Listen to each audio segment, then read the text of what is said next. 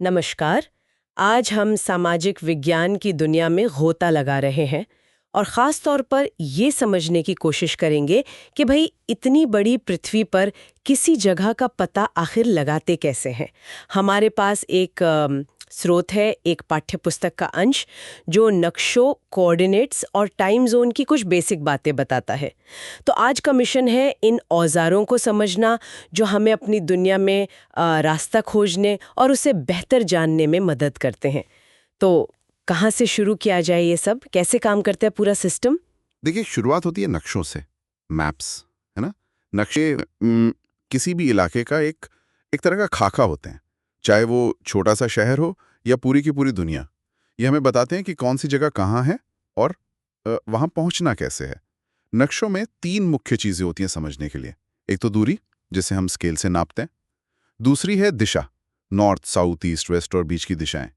और तीसरी चीज़ है प्रतीक चिन्ह, मतलब वो निशान जो सड़क, नदी, इमारत जैसी अलग अलग चीज़ों को दिखाते हैं। अच्छा, मतलब सिंबल्स। जैसे नक्शे पे छोटा सा घर बनाओ तो मतलब वहाँ कोई बिल्डिंग है। हाँ और क्या ये नक्शे भी अलग अलग टाइप के होते हैं? हाँ हाँ, बिल्कुल। मोटे तौर पर देखें तो तीन तरह के होते हैं।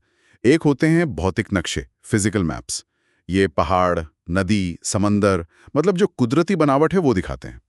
फिर आते हैं राजनीतिक नक्शे, पॉलिटिकल मैप्स। इनमें देश, राज्य, उनकी सीमाएं, ये सब जानकारी होती है। और तीसरे होते हैं विषयगत नक्शे या थीमेटिक मैप्स। ये किसी खास टॉपिक पर फोकस करते हैं, जैसे कहीं की जलवायु या पॉपुलेशन डेंसिटी, इस तरह की चीजें। ये तो समझ आया, फिजिकल, पॉलिटिकल, थेमैटिक। हम्म लेकिन एक सवाल जो मुझे हमेशा परेशान करता है, पृथ्वी तो गोल है ना, एक गेंद जैसी। उसे एक सपाट कागज पे एकदम एकदम एक्यूरेट कैसे दिखा सकते हैं? मुझे तो ये थोड़ा मुश्किल लगता है। नहीं नहीं, आपका सवाल बिल्कुल सही है। और ये वाकई एक बड़ी चुनौती है, हमेशा से रही है। ग्लोब जो होता है वो बेशक पृथ्वी के आकार को ज्यादा बेहतर दिखाता है। गोल है तो गोल चीज को दिखाएगा, लेकिन रोज के इस्तेमाल में ग्लोब लेके घूमना तो मुश्किल है ना। नक्शे ज्यादा प्रैक्टिकल होते हैं। और हाँ, आपकी बात सही है। किसी गोल चीज को आप सोचिए, जैसे संतरे का छिलका है, उसे बिना तोड़े मरोड़े एकदम चपटा फैलाना नामुमकिन है। हाँ, वो तो फट जाएगा या मुड़ जाएगा। बिल्कुल, नक्शों के साथ भी यही दिक्कत है। थोड़ी बहुत गड़बड़ तो होती ही है। इसी मुश्किल को कम करने के लिए हमने एक सिस्टम बनाया, निर्देशांक प्रणाली, कोऑर्डिनेट सिस्टम, जिसमें आते हैं अक्षांश और देशांतर, लैटिट्यूड और लॉन्गिट्यूड। अक्षांश और देशांतर। हाँ, नाम तो बहुत सुने हैं, लैटिट्यूड, लॉन्गिट्यूड। पर ये असल में हैं क्या? और ये किसी जगह को पिन पॉइंट करने में कैसे मदद करते हैं? अच्छा सवाल है। देखिए, अक्षांश यानी लैटिट्यूड, ये वो आड़ी रेखाएं हैं जो नक्शे पर पूर्व से पश्चिम की तरफ जाती हुई दिखती हैं।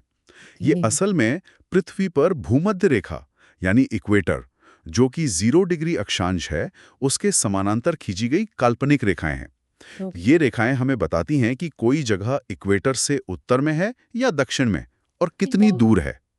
इसे डिग्री में नापते हैं। अच्छा, 0 डिग्री से ऊपर नॉर्थ, नीचे साउथ। हाँ, और ये डिग्री बढ़ते बढ़ते ध्रुवों पर यानी पोल्स पर 90 डिग्री नॉर्थ या 90 डिग्री साउथ तक जाती हैं। और मजे की बात यह है कि इन्हीं अक्षांश रेखाओं से मोटे तौर पर जलवायु क्षेत्र भी जुड़े हैं। जैसे इक्वेटर के पास गर्मी ज्यादा, तो वो उष्ण कटिबंध, फिर शीतोष्ण, फिर शीत कटिबंध। ओके, तो लैटिट्यूड से नॉर्थ साउथ पोजीशन और क्लाइमेट का अंदाजा लगता है। और लॉन्जिट्यूड? हाँ, देशांतर यानी लॉन्जिट्यूड, ये वो खड़ी रेखाएं हैं जो एक पोल से दूसरे पोल तक जाती हैं, नॉर्थ पोल से साउथ पोल। इन्हें याम्योत्तर या मेरिडियन भी कहते हैं। ये रेखाएं हमें बताती हैं कि कोई जगह प्रमुख याम्योत्तर यानी प्राइम मेरिडियन, जो 0 डिग्री देशांतर पर है, उससे पूरब में है या पश्चिम में, और कितनी दूर है। प्राइम मेरिडियन, ये वही है ना जो ग्रीनविच इंग्लैंड से निकलती है, जीएमटी वाला? हाँ, आजकल अंतर्राष्ट्रीय मानक वही है, ग्रीनविच से गुजरने वाली रेखा। लेकिन ये जानना बहुत दिलचस्प है, जैसा हमारे स्रोत में भी इशारा है, कि प्राचीन भारत में हमारे खगोलविदों ने उज्जैन शहर से गुजरने वाली एक रेखा को प्रमुख याम्योत्तर माना था। उसे मध्य रेखा कहते थे। ये दिखाता है कि दुनिया को नापने के हमारे अपने भी तरीके थे बहुत पहले से। अरे वाह, उज्जैन की अपनी प्राइम मेरिडियन, ये तो मुझे पता ही नहीं था। कमाल है। तो मतलब अक्षांश और देशांतर, लैटिट्यूड और लॉन्गिट्यूड, ये दोनों मिलकर एक तरह का जाल जैसा बना देते हैं पूरी पृथ्वी पर, एक ग्रिड, जिससे बिल्कुल किसी भी जगह की एकदम सटीक लोकेशन पता चल जाती है। जैसे स्रोत में दिया है कि दिल्ली करीब 29 डिग्री नॉर्थ लैटिट्यूड और 77 डिग्री ईस्ट लॉन्जिट्यूड पर है। बिल्कुल सही, एकदम सही कहा आपने। ये अक्षांश और देशांतर का जो ग्रिड है वो किसी भी जगह का ग्लोबल एड्रेस बन जाता है। और देशांतर का एक और बड़ा कनेक्शन है, वो है समय से, टाइम से। देखिए, पृथ्वी अपना एक पूरा चक्कर यानी 360 डिग्री घूमने में 24 घंटे लेती है। हाँ, ये तो पता है। तो अगर हिसाब लगाएं तो 1 घंटे में पृथ्वी कितना घूमती है? 360 बटा 24। 15 डिग्री। एग्जैक्टली, 15 डिग्री प्रति घंटा। इसी वजह से हर 15 डिग्री देशांतर पर स्थानीय समय में 1 घंटे का फर्क आ जाता है। जब हम पूरब की तरफ जाते हैं तो हर 15 डिग्री पर समय 1 घंटा आगे बढ़ जाता है और पश्चिम की तरफ जाने पर 1 घंटा पीछे। अच्छा, तो इसीलिए अलग-अलग देशों में अलग-अलग टाइम होता है और बड़े देशों में जैसे रशिया या अमेरिका, उनके अंदर भी कई टाइम जोन होते होंगे और शायद इसीलिए फिर हमें एक स्टैंडर्ड टाइम की जरूरत पड़ती है ना? ताकि पूरे देश में घड़ियां एक साथ चलें, जैसे अपने यहाँ IST है। बिल्कुल सही पकड़ा आपने।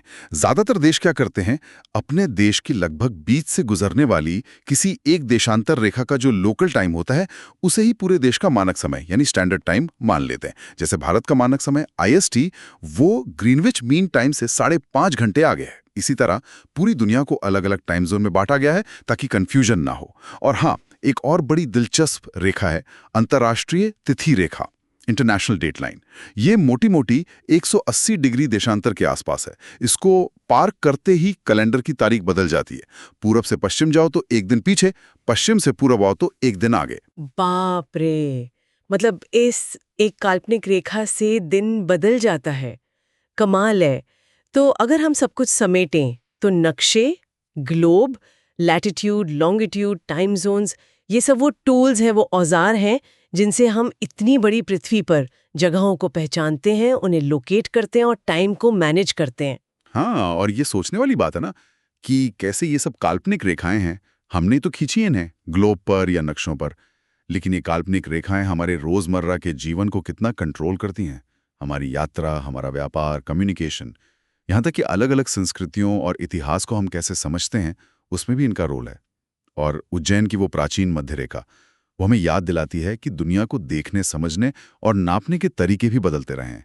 ये कोई पत्थर की लकीर नहीं है। ज्ञान के साथ ये भी विकसित होते हैं। ये अपने आप में एक गहरी सोच का विषय है।